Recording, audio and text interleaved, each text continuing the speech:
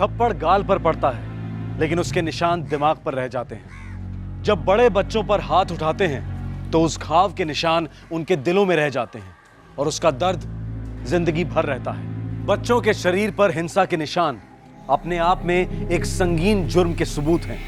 मासूम और नासमझ बच्चों के मानसिक घाव खामोशी में लिपटे होते हैं। वो दस्तक नहीं देते, बस दिन ब दिन नासूर बनते जाते हैं। ओशिवरा, मुंबई।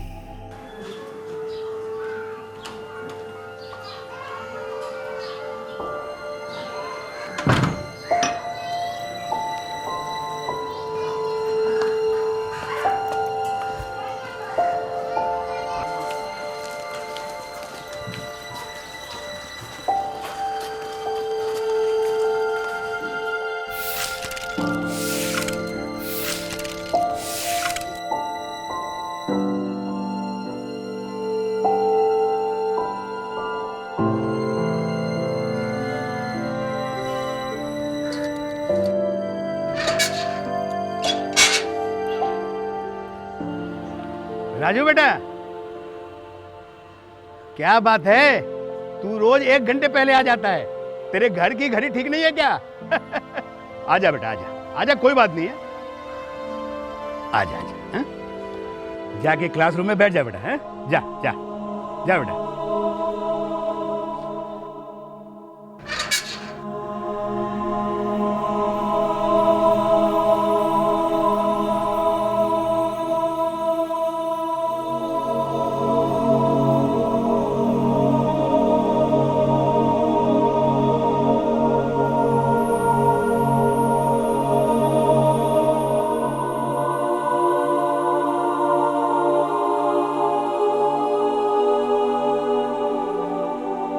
बच्चों, आज सभी लोग हिंदी की किताब लेके आए हैं। वचन के प्रकार। वचन के कितने प्रकार होते हैं? 3 प्रकार। एक वचन, द्विवचन, बहुवचन। ठीक है, तो सब लोग चलो पेज नंबर 21 खोलो।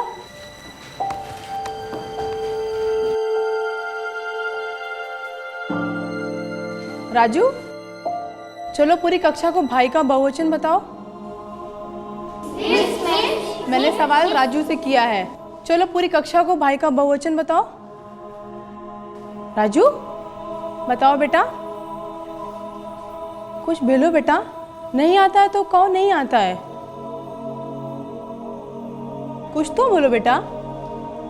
बेटा। मैम, एक शब्द भी नहीं बोलता है वो। आंखें भी बिल्कुल ब्लैंक। डर लगता है मैम, सच में। लेकिन राजू तो हमारे स्कूल में 1st स्टैंडर्ड से पढ़ रहा है। मैम, मैंने 1st और 2nd दोनों की क्लास टीचर से बात की और दोनों यही कह रही थी कि पार्टिसिपेशन 0 और हर सवाल का जवाब खामोशी। ये खामोशी दरअसल बहुत कुछ कह रही है।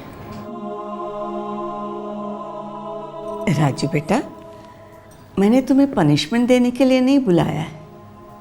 मैं तो तुम्हारी मदद करना चाहती हूँ।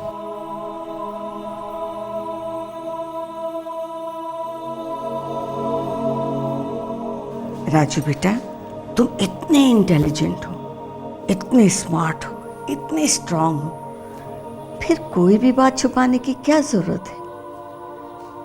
राजू,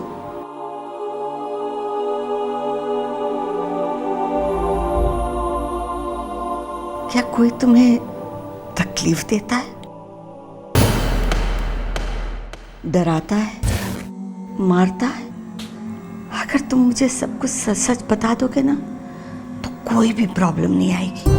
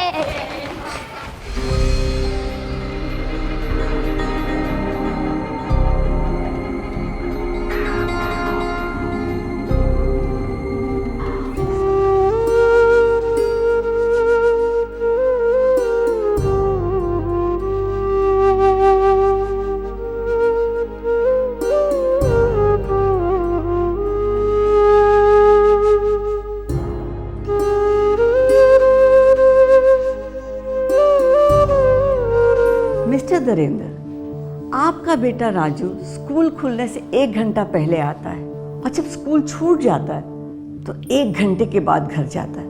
ऐसा क्यों? बदमाश है वो, जरूर कोई शरारत करता होगा। नहीं नहीं, राजू ऐसा नहीं है। मैं 3 साल से देख रही हूँ उसे, उसकी कभी भी कोई शिकायत नहीं आई, कोई कंप्लेन नहीं आई।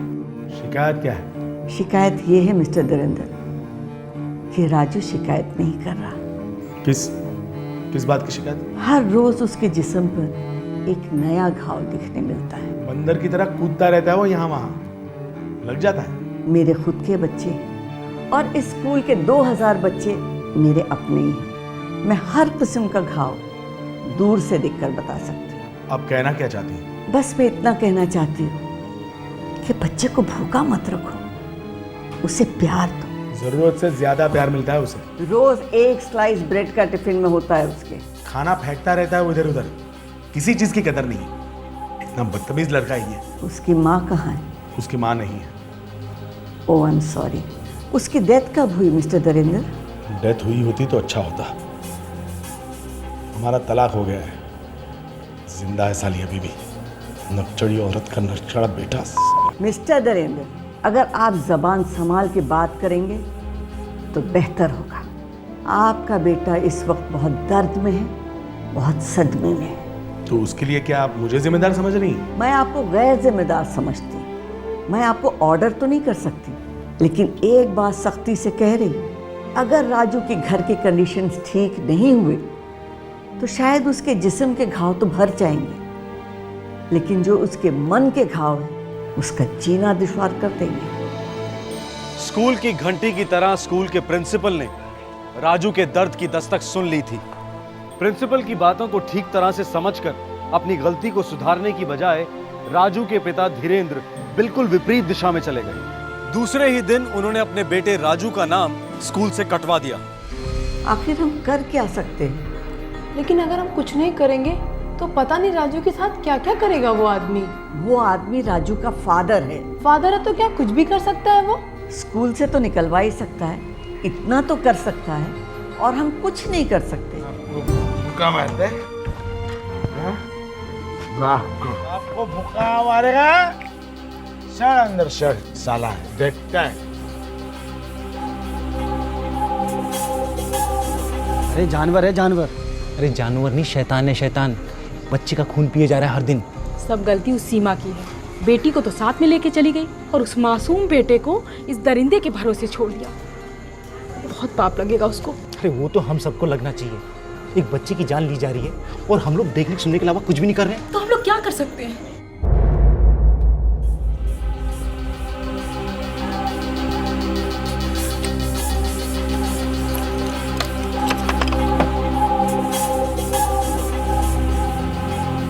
राजू, क्या कर रहा है तू अंदर? दरवाजा खोल। राजू, राजू, दरवाजा खोल। आज मैं तेरा एक एक पुर्जा अलग कर दूंगा। दरवाजा खोल, खोल दरवाजा।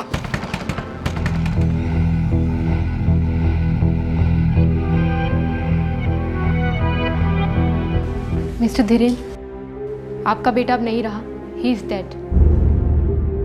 मैं पुलिस को इन्फॉर्म करने जा रही हूँ, तब तक आप यहाँ बैठिए।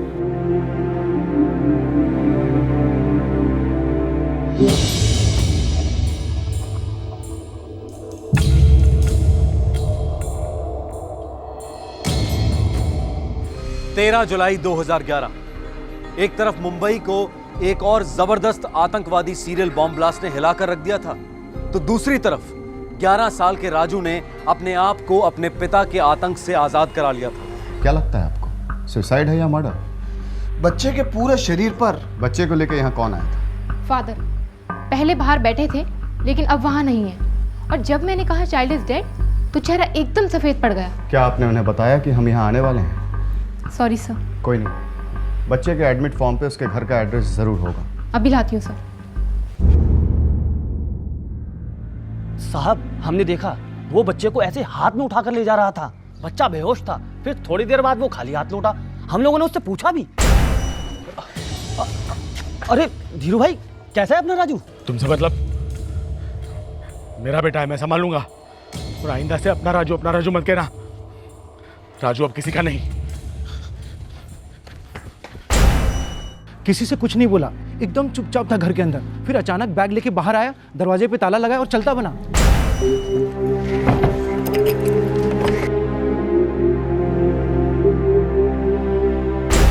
साहब, ओशीवारा में धीरू भाई की गैस एजेंसी है।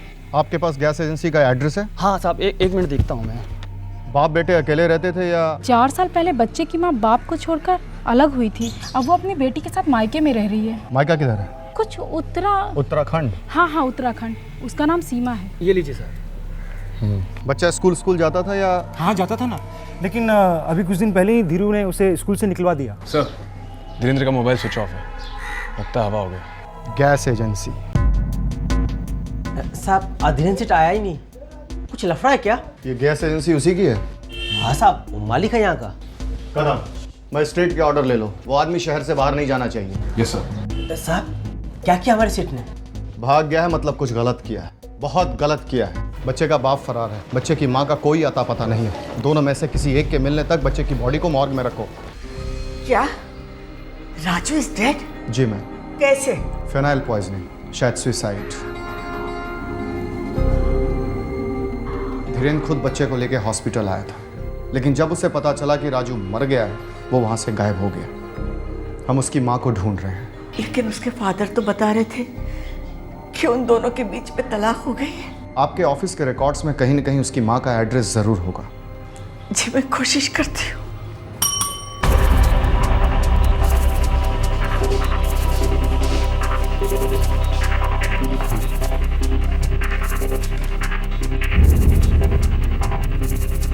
कदम, ये उसकी माँ का एड्रेस। उसे इमीडिएटली इन्फॉर्म करो, लेकिन ये मत बताना कि उसका बेटा मर चुका है। ये बताना कि ही serious. Sir. Thank you so much ma'am. मुझे पता था। क्या पता था? कि एक न एक दिन राजू के साथ ऐसा भयानक कुछ होगा। उसका बाप धीरेन्द्र उसे बहुत टॉर्चर करता था। पड़ोसी भी यही बता रहे थे। उस बच्चे की सिर्फ आंखें बोलती थी, और वो भी बहुत कम, मानो जैसे उसके मुंह में जबान ही नहीं हो। शायद चीखने के लिए काम आई होगी। और हम कुछ भी नहीं कर सके। एक बार उसके फादर को बुलाकर वार्निंग दे दी, बस हमारी जिम्मेदारी खत्म हो गई। लानत है हम पर।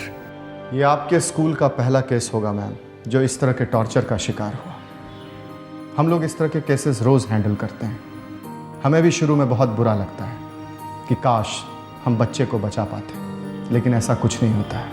धीरे धीरे हम अपने कामों में इतने मशगूल हो जाते हैं कि सब कुछ भूल जाते हैं। आप भी धीरे धीरे भूल जाएंगी। आफ्टर ऑल वो हमारी औलाद थोड़े ही ना है।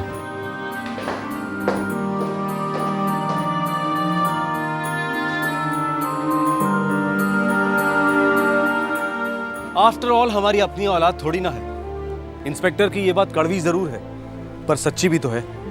हम अपने बच्चों को महफूज रखने में अपनी जान लगा देते हैं, उन्हें खरोच तक नहीं आने देते, और दूसरों के बच्चे दिन रात हमारी आंखों के सामने टॉर्चर होते रहते हैं। घरों में नौकर की शक्ल में, सड़कों पर, अनाथालयों में 24 घंटे हमारे इर्द गिर्द बच्चों का शोषण होता रहता है। अगर वाकई ये हमें उतना मैटर करता तो हमारे देश में बच्चों के साथ नाइंसाफी बहुत कम होती। खैर, राजू को एक अरसे से अपनी मां के आंचल का इंतजार था। वो दिन रात अपनी मां की गोद में सोने के सपने देखा करता था। अब जब राजू हमेशा के लिए सो गया था, उसकी मां उसे गोदी में लेने के लिए पहुंच गई थी। वैसी था वो आदमी, किसी को भी हंसते खेलते नहीं देख सकता था। मुझे उन पल्लों को भी बहुत परेशान की, मारना, पीटना, गाली गलौज। क्या नहीं किया उसने? छोड़ने के अलावा कोई दूसरा रास्ता नहीं था मेरे पास में। बेटी को अपने साथ ले गई और राजू को छोड़ दिया उस आदमी के पास। दिल पर पत्थर रखा था मैंने। धीरेन्द्र ने धमकी दी थी, अगर राजू को उसके पास नहीं छोड़ा तो मेरे दोनों बच्चों का गला काट देगा वो। अगर मुझे पता हो तो मेरी शादी इंसान से नहीं हैवान से हो रही है तो मैं कभी इस शादी के लिए आने कहती। तो निकल बाहर, जा बाहर निकल, अपनी जिंदगी नए सिरे से शुरू कर, जा जा निकल। लेकिन याद रख, ये बच्चे जो है ना मेरे हैं, बच्चे यहीं रहेंगे मेरे साथ।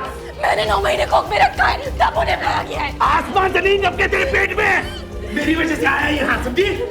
बच्चे मेरे हैं, मेरे बच्चों को हाथ लगाने की कोशिश मत करना, समझी? देखो तुमने जबरदस्ती करी तो मैं पुलिस में जाऊंगी। रातों को नींद नहीं आती थी, हलक के नीचे निवाला नहीं उतरता था, रो रो कर आंखें सूख चुकी थी, हर सांस में राजू की याद आती थी मुझे। उसे छोड़ के जाना मेरी जिंदगी की सबसे बड़ी भूल थी, सबसे बड़ी भूल।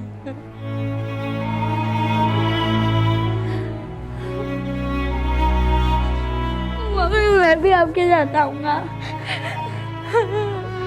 निकाल।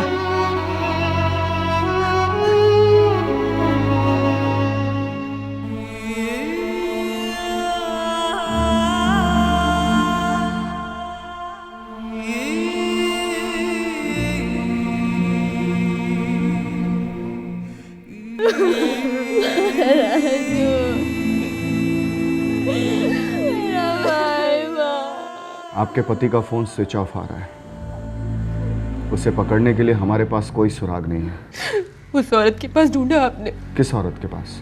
देवयानी, मेरे पति की दूसरी औरत, वही सारे फसाद की जड़ है। कहाँ मिलेगी वो फसाद की जड़?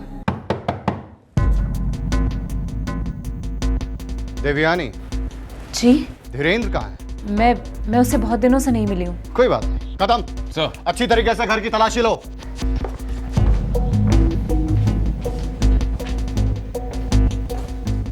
देखो नीचे देखो। सर, ये चूहा बिस्तर के नीचे चुपा, चल बाहर निकल। साले मैंने कुछ नहीं किया सर, सब मेरी कोई गलती नहीं है। मेरे बेटे के सुसाइड में मेरा कोई हाथ नहीं है, वो गलती से फिनाइल को कोल्ड ड्रिंक समझ के पी गया होगा सर। सुसाइड भी कहते हो और ये भी कहते हो कि गलती से फिनाइल को कोल्ड ड्रिंक समझकर पी गया। गलती से सर। ठीक है, हम भी एक गलती करना चाहते हैं। क्या गलती? छोड़ दो सर, छोड़ दो सर। तुझे छोड़ दे कीड़े, उस नन्ही सी जान को तू इतना मारता था वो उफ तक नहीं करता था, और आज हम तुम्हारी थोड़ी सी गुदगुदी कर रहे हैं तो तुम्हारी जान जा रही है। माफ कर दो साहब, तुझे माफ कर दूं, तुझे तो आज साफ करूंगा।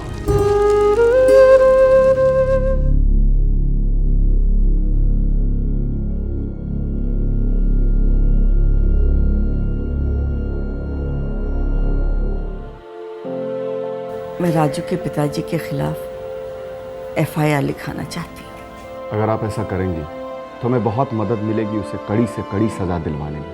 लेकिन आप कहाँ कोर्ट कचहरी के चक्कर में फंसना चाहती हैं? मैं फंस नहीं रही, आजाद हो रही हूँ, उस डर से, उस स्वार्थ से जो हम सभी लोगों को ठोस कदम उठाने से रोकते। काश मैंने ये FIR पहले लिखाया होता तो आज शायद राजू जिंदा होता। मम्मी, हमने राजू को अपने साथ ले जाना चाहिए था मम्मी। मैं उसे छुपा कर कहीं रख देती माँ, पर हमारा राजू जिंदा होता माँ।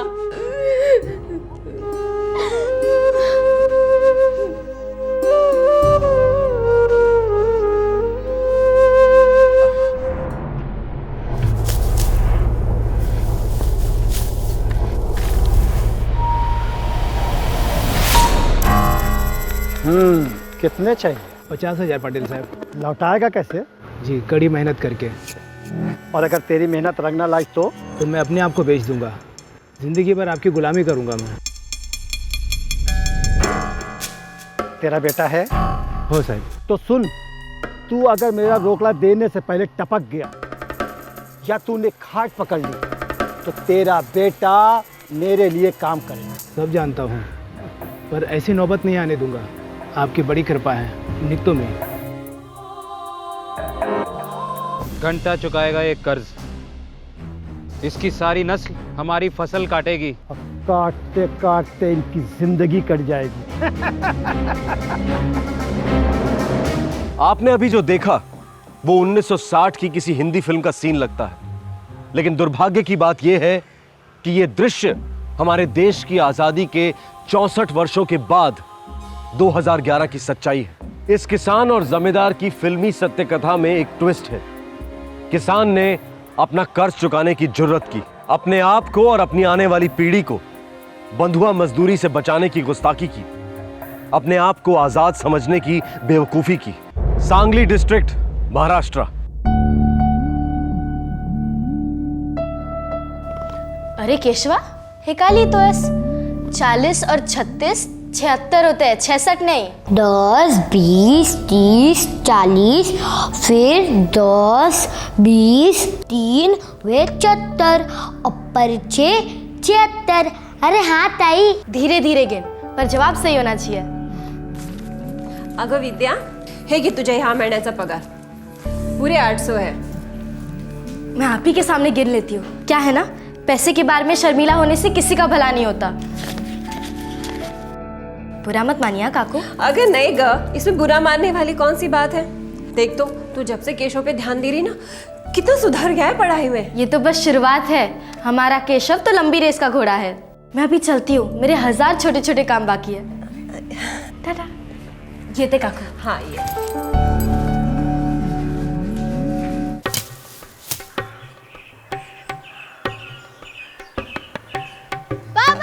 हाँ, ये इकडे। पापा, हाँ, हे घ्या। काय झालं?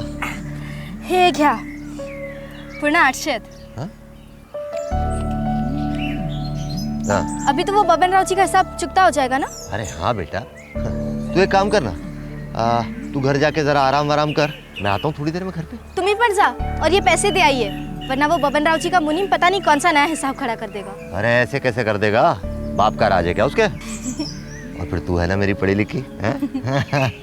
चल जा घर, आता हूँ थोड़ी देर में। हाँ हाँ।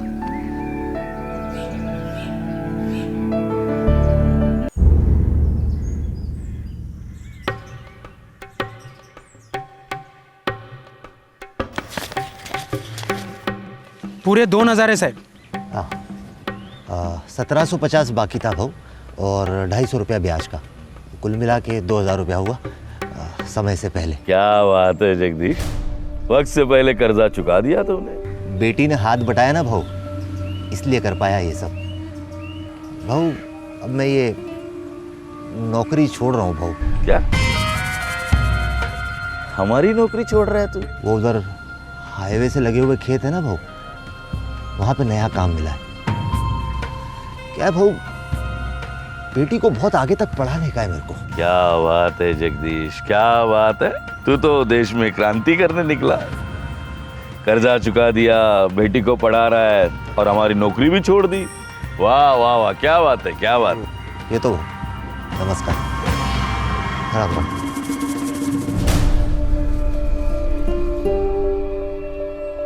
पूरे गांव में कभी किसी ने 50,000 का कर्ज 3 साल में नहीं उतारा। साले, तेरी वजह से मेरी इज्जत उतर गई। बोला था ना तुझे, ठीक तरह से कागजात बना, ताकि 10 जन्मों तक है ना अपना ब्याज नहीं दे पाएगा वो। बाबू, उसकी बेटी है ना विद्या, 1 नंबर की 1.5 शानी है और अपनी मुनीम से अच्छा गिनती जानती है वो। साली ने सारा तेरा हिसाब है ना सीधा कर दिया है। लोंडे, इसके लड़की से ना हम लोग कर्जा वसूल करेंगे, सूद के साथ। अहो, इसकी बच्चे पैदा करने की उम्र हो गई है और तुम इसको बच्ची बोल रहे हो? हाँ, ये बहुत ज्यादा हो गया। ओ आ ई अपने से ज्यादा पढ़ी लिखी लड़की से कौन शादी करेगा? ए आई, बंद कर ना तेरी शादी शादी की सीढ़ी। जब शादी होनी होगी ना तो हो जाएगी, जब लड़का मिलना होगा ना तो मिल जाएगा, और नहीं मिलेगा तो भी चलेगा, पर पढ़ाई नहीं रुक सकती। पढ़ाई मेरी जान है। और तू हम दोनों की जान है बेटी। तेरे को जितना पढ़ना है उतना पढ़, तेरा बाबा है ना तेरे साथ। और वैसे भी अब किसी का कोई कर्जा तो हमारे सिर पे है नहीं। अब तो ये घर पूरी तरह से हमारा है। वैसे बाबा, आई को तो लड़का चाहिए होगा ना, ताकि वो आपके सिर का बोझ हल्का कर सके। ऐसा कुछ भी नहीं है। भगवान ने मुझे जो कुछ भी दिया है ना, उसी में खुश हूँ। आई, भगवान ने तुझे एक ऐसी लड़की दी है जो किसी लड़के से कम नहीं। देख मेरे बच्चे। आई, बाबा, मैं करके दिखाऊंगी।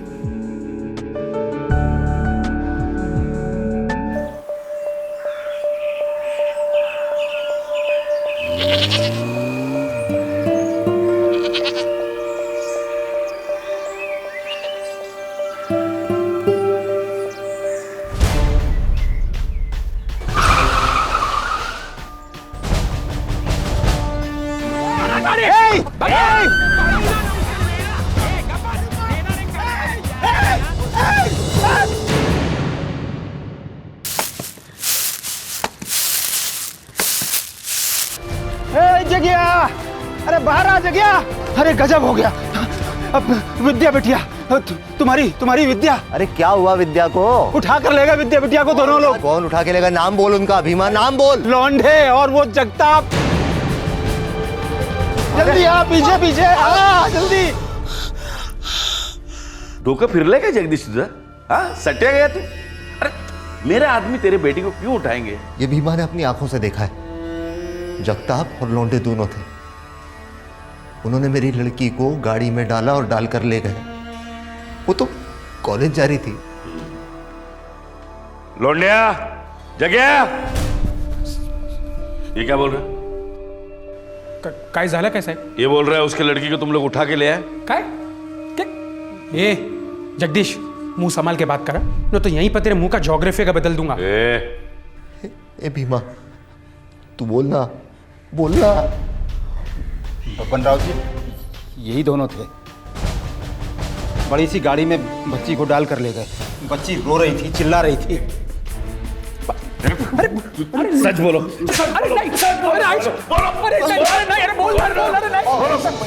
हमें इसकी बेटी के बारे में कुछ नहीं पता। ये भीमा ने किसी और को देखा होगा और हम पर इल्जाम लगा रहा है। बहू, नमक है बहू आपका, झूठ नहीं बोलेंगे। जबान दे रहे भाई, कुछ नहीं किया हमने, कुछ नहीं किया।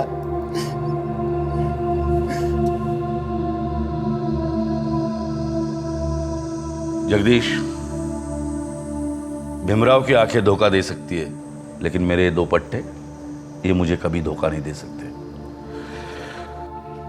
जाओ, कहीं और जाके ढूंढो। जाओ जाओ, चलो चलो। ठीक है ठीक है ठीक है, चलो चलो। बेटी बोला ना, कहीं और जाके ढूंढो। चलो चलो चलो। बहू है। चल गए। जगदीश, तुम बबनराव जी पर उंगली उठा रहे हो? नहीं नहीं साहब, जगताप और लौंडे पर। अरे बात तो वही हुई।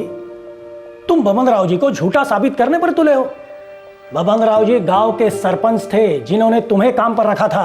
हमने वो नौकरी छोड़ दी है साहब, और शायद इसीलिए ये भीमराव ने अपनी आंखों से देखा है साहब, जगताप और लौंडे को मेरी विद्या को अगवा करते हुए। जी साहब, मेरी आंखों के सामने उठाकर ले गए बच्ची को। तुम्हें पक्का पता है वो विद्या ही थी? कोई और लड़की भी तो हो सकती है। अरे भाई, जवानी में सभी लड़कियां एक जैसी ही दिखती है। और ये जगदीश उसे कॉलेज भेज रहा था। अब क्या पता किसी लड़के के साथ हीरोइन बन गई होंगी। नहीं नहीं नहीं साहब, ऐसी बातें मत कीजिए साहब। मेरी विद्या ऐसी लड़की नहीं है साहब। मैंने सच में देखा था, वो विद्या बिटिया को ही उठा के ले गए थे। चलो भाई, अब ये रोना धोना बंद कर दो। जगदीश साहब, विद्या बहुत अच्छी लड़की है साहब। आप बचाएंगे तो बच जाएगी साहब। हम पूछताछ करेंगे। ठीक है साहब। अब आप लोग घर जाओ।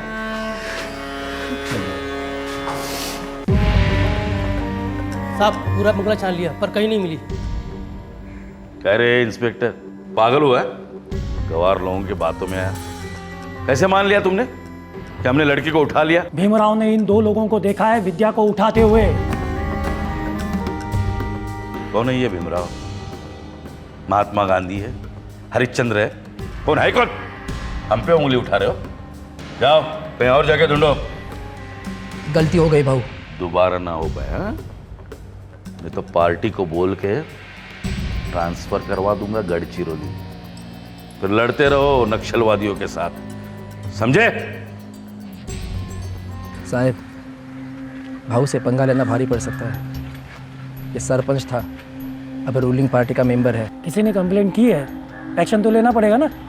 लोंडिया, ये भीमराव कुछ ज्यादा ही देख रहा है और बोल रहा है। भाऊ तुम्ही टेन्शन नका घेऊ, मैं ये भीमा नाम के कीड़े को ऐसे ही मसल दूं।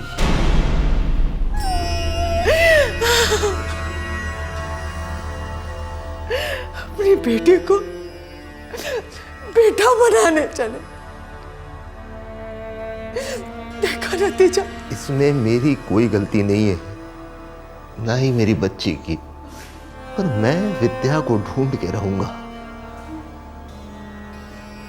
और कानून उनको सजा देगा।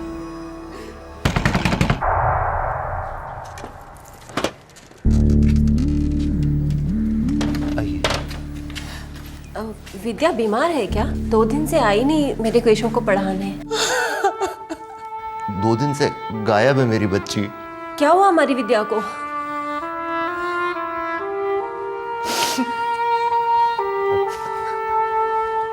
इंस्पेक्टर साहब छुट्टी पर है। तो क्या? मेरा केस कौन देखेगा? अरे काहे का केस? मेरी बेटी अगवा हुई है, 4 दिन हो गए हैं। देख, हम उनके बंगले पर गए थे, हमने तलाशी ली, वहां पे तेरी बेटी नहीं मिली। वो कौन तुम्हारा दोस्त, उसका नाम क्या है? भीमराव। यहाँ के गला फाड़ रहा था ना, उसने देखा था ना बबन राव के लोगों को तुम्हारी बेटी को अगवा करते हुए। अब उलट गया है वो, अब बोल रहा है मैंने कुछ नहीं देखा। मैं हाथ जोड़ता हूँ साहब, कुछ तो कीजिए। अरे आ जाएगी यार, तू जा जा, आ जाएगी। कैसे आएगी? अगर आप लोग ढूंढेंगे नहीं तो कैसे आएगी वो? चिल्ला मत, नहीं तो अपनी खुद की बेटी को अगवा करने के जुर्म में अंदर डाल दूंगा। गलती हो गई साहब। 4 दिन हो गए, विद्या का कुछ पता नहीं है, कहाँ होगी? जब तक मुझे मार रहे थे मैं चुप था, लेकिन मेरी बीवी को लेकर धमकी दी तो मैं घबरा गया। कैसी धमकी? बोले कि तुम्हारी बीवी के साथ भी वही करूंगा जो जगदीश की बेटी विद्या के साथ किया।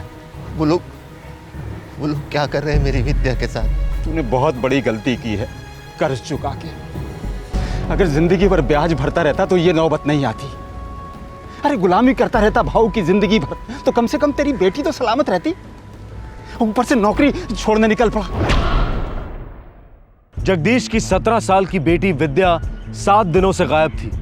किसी को नहीं पता था कि यह नाबालिग लड़की कहां है, किस हाल में है, जिंदा भी है या नहीं।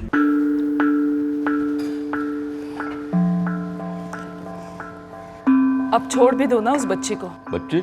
आपने सोनाली की उम्र की है। देखिए, आप ये सब क्या कर रहे हैं उसके साथ? अपना मुंह बंद रख। अगर आज अभी आपने उसको नहीं छोड़ा ना तो एसपी साहब के पास जाके मैं खुद बोल दूं। आप मेरे साथ जो चाहे कीजिए, लेकिन आज वो लड़की अपने घर जानी चाहिए। नहीं तो तू एसपी के पास जाएगी? हाँ, जाऊंगी। जाएगी।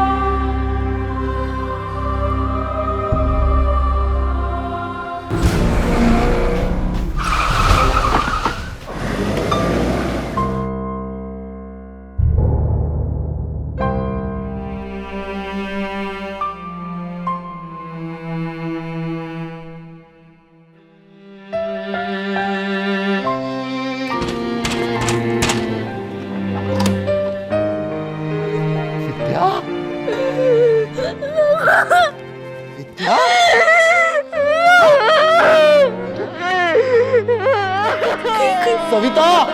विद्या! विद्या! भाग जा! काय झालं?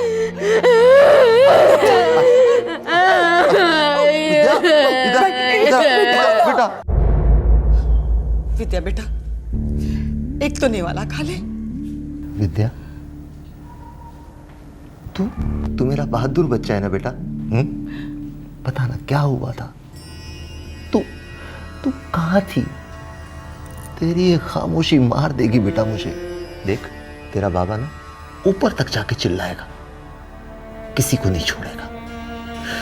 तू सिर्फ एक बार बोल दे, वो जगताप और लौंडे ही थे ना जिन्होंने तुझे उठाया था? नहीं थे, कोई नहीं था। कुछ नहीं हुआ मेरे बच्चे के साथ, कुछ नहीं हुआ। सविता चुप। हाँ चुप, तुम चुप, मैं चुप, ये चुप, सब चुप। चुपचाप हम लोग यहाँ से निकल जाते, जहां हमें कोई पहचानता नहीं। नए सिरे से जिंदगी की शुरुआत करेंगे, लेकिन सर झुकाकर। हाँ, सर झुकाकर। बहुत देख ली तुम बाप बेटी की बहादुरी, खूब झला। अब नहीं, समझे?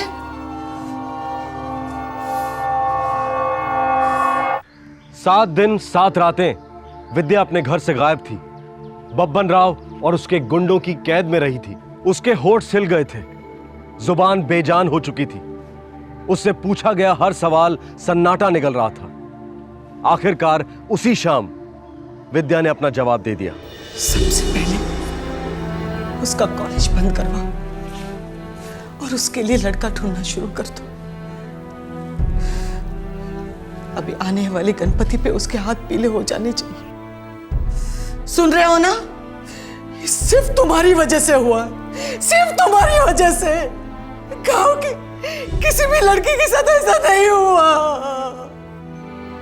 क्यों? क्योंकि उनके बाप उनको पढ़ा लिखा कर झांसी की रानी नहीं बनाना चाहते थे। वो मुंह नहीं खोलेंगे। मैं एक औरत हूं और एक मां भी। मैं समझ सकती हूं उसके साथ क्या होगा।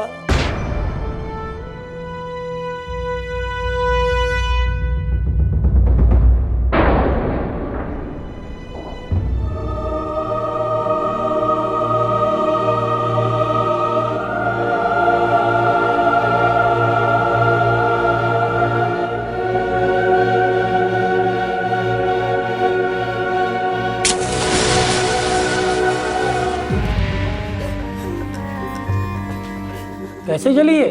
अब क्या पूछ रहे हो साहब? आप लोगों ने तो जलने के लिए छोड़ दिया था ना मेरी बेटी को।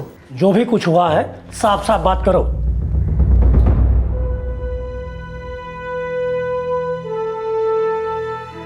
ऐसे गुस्से से कुछ नहीं होगा। तुम्हारे साथ जो भी कुछ हुआ है हमें बता, हम एक्शन लेंगे। जब लेना था तब तो लिया नहीं। अब हम सिर्फ एसपी साहब के सामने बयान देंगे। क्या हुआ, कैसे हुआ और कौन कौन लोग इसमें शामिल थे, सब एसपी साहब के सामने बताएंगे। सर मामूली सी बात है सर, छोटी सी बात है। वो गांव वाले आपको मिलना चाहते हैं फोकट में। वैसे आप तकलीफ मत लीजिए। इंस्पेक्टर काले, अगर आपने थोड़ी सी तकलीफ उठाई होती तो एक बाप को 17 साल की लड़की को ढूंढने के लिए आपके पैरों में गिरने की जरूरत नहीं थी। शायद आप भूल गए कि हम सरकारी जमाई नहीं, सरकारी नौकर हैं। तोड़ डालना चाहिए था बब्बन राव को। सर हमने पूरी कोशिश की, लेकिन छड़प। पूरी तरह तैयार हो जाइए इंक्वायरी के लिए, क्योंकि मैं खुद उस लड़की से बात करूंगा कि क्या हुआ था उसके साथ।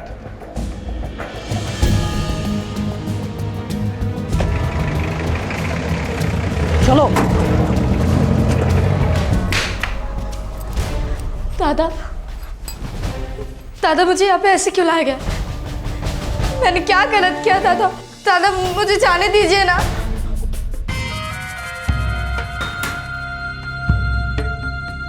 सरपंच काका, इनसे कहिए ना मुझे घर छोड़ने को। मुझे घर जाना है। छोड़ेंगे विद्या, तुझे घर छोड़ेंगे। लेकिन उसके पहले मेरे कुछ सवालों का जवाब देना पड़ेगा बेटा तुझे। क्या? तू पढ़ी लिखी है, अपने बाप को हिसाब सिखाया, इसीलिए सारा कर्जा चुक गया है? चुक गया ना? पर ये तो अच्छी बात है ना काका। हाँ बेटा, बहुत बहुत अच्छी बात है, बहुत अच्छी बात है। लेकिन तेरी वजह से पूरी बिरादरी में मैं नंगा हो चुका हूँ। नंगा! काका आप ये क्या बोल रहे हो? लोंडिया, जग्या, ये इसको बताओ, विद्या जानती नहीं नंगा होना क्या होता है। काका मुझे घर जाना, काका मुझे घर जाना, मुझे घर छोड़ेंगे, घर घर छोड़ेंगे ना तुझे अभी, हाँ?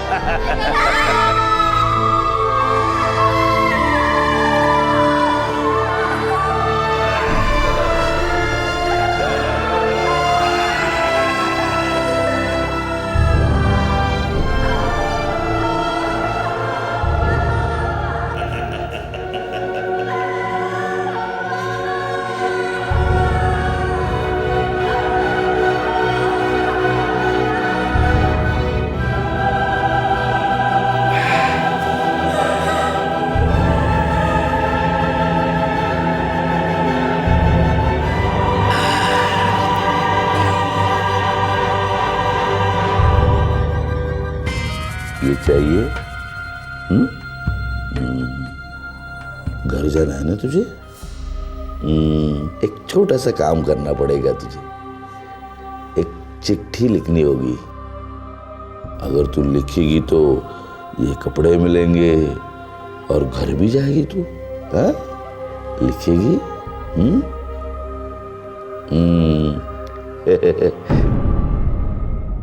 मैं अपनी मर्जी से बबन राव के घर पे गई। बबन राव ने कहा मुझे, बेटी वापस घर पे जा, लेकिन मैं अपनी माँ बाप से बहुत परेशान थी। लिख, बबन राव के घर पे मुझे बहुत प्यार मिला। कोई बदतमीजी नहीं की, कोई ऐसी वैसी हरकत नहीं की उन्होंने। जैसे मैं गई थी वैसे वापस आई। विद्या, पढ़ी लिखी है ना? साइन कौन करेगा? हाँ, तेरा बाप कर, साइन कर।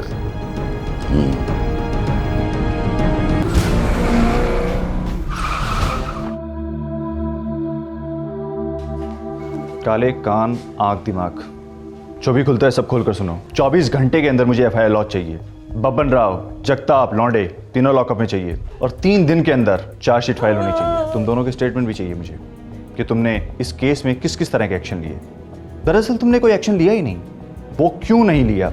अगर स्टेटमेंट कच्चा हुआ तो दोनों अपने आप को सस्पेंड समझना। सर पूछ क्या रहे हो? हम बता देना। लड़की को हमने उठवाया, लेकिन कुछ किया नहीं। लौंडिया, ये रही लड़की की स्टेटमेंट, जेरॉक्स कॉपी है, ओरिजिनल लॉकर में है। जिस लॉज में तुमने लड़की को रखा था उस लॉज के मालिक का स्टेटमेंट है मेरे पास। लड़की की चीखें सुनी थी सबने। काले, लड़की मजा ले रही थी, खुद आई और खुद गई। इतना लगता है तो बुलाओ लड़की को हमारे सामने कहने दो, फिर मानेंगे। हैं? एकनाथ, तीनों को अंदर बंद कर दो। ए काले, तेरा जीना मुश्किल कर दूंगा मैं। मुझसे कहा गया है कि तुम्हारा अरेस्ट वारंट नहीं दिखाना, सिर्फ FIR लिखवाना। मतलब समझते हो इसका? लड़की दम तोड़ रही है, दुआ करो बच जाए।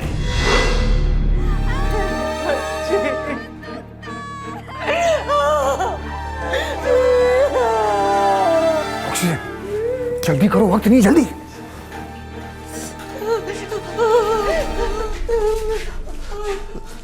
क्या हुआ सर? बहुत देर से सो रही है विद्या, चुप है, ठीक तो है ना वो? मैंने कहा था ना तुमसे, 99% जल चुकी है तुम्हारी बच्ची। अब वो कभी नहीं उठेगी जगदीश। मैं आवाज देता हूँ उसको। मेरी आवाज सुन के उठती है सर हमेशा।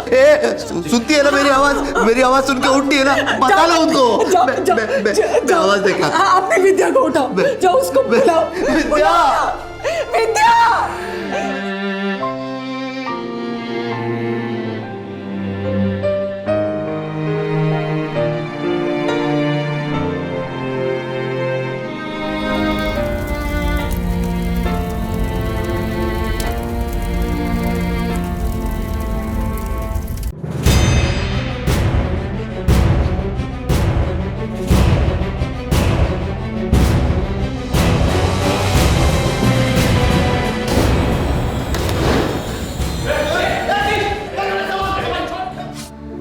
ऐसा कुछ नहीं हुआ। ये सिर्फ फिल्मी कहानियों में होता है। सच तो ये है। जय हिंद मैडम, जय हिंद। क्या मैडम, आप तो हमें भूल गई। 7 दिनों से सड़ रहे लॉकअप में। देखो मैडम, गोल गोल बातें तो मैं करता नहीं हूं। अपोजिशन लीडर वामन राव अमनकर मिलने आए थे, दिल्ली की ऑफर दी है मुझे। नहीं, मैं हाँ भी नहीं बोला, ना भी नहीं बोला। लेकिन कल वामन राव जी वापस मुझे मिलने आ रहे। लड़की तो रही नहीं, ये फाइल आराम से क्लोज हो सकती है। रखता हूँ। जय हिंद मैडम, जय हिंद। अरे वाह एसपी साहब, हमारी प्राइवेट बातें सुन रहे हो चुप चुप के। आप और हम दोनों पब्लिक के सेवक हैं, प्राइवेट क्या है यहाँ? लड़की मर चुकी है, क्रियाक्रम हो चुका है उसका। वैसे इस केस को भी जला दो ना, आपस में सुलटा देंगे। कल इस वक्त आप भी मुर्दाघर में हो सकते हैं, बर्फ की लादी के ऊपर। फिर आपको भी जला देते हैं, क्रियाक्रम कर देते हैं। धमका रहे हो मुझे? जितने महीने ये खाकी पहनी है ना तुमने, उतने साल मैंने ये खादी पहनी है। ऐसी जगह ट्रांसफर कराऊंगा ना, मक्खी मारते बैठोगे। लेकिन मेरे जैसे सिरफिरे आपको मिलते रहेंगे और उनमें से एक ट्रांसफर मंजूर नहीं करेगा, और ये मोबाइल फोन कहीं और घुसेड़ देगा, और आप कानून की चौखट पर फड़फड़ा के दम तोड़ देंगे। जितने फोन घुमाने घुमा लो, मैं यहां से तुम्हें किसी भी कीमत पर नहीं निकलने दूंगा।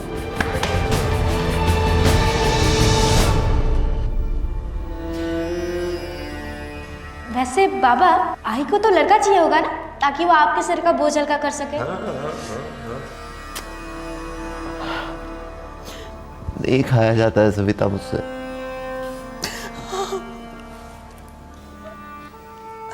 कहीं और जाकर बस जाते, यहाँ रहेंगे तो विद्या की याद आएगी।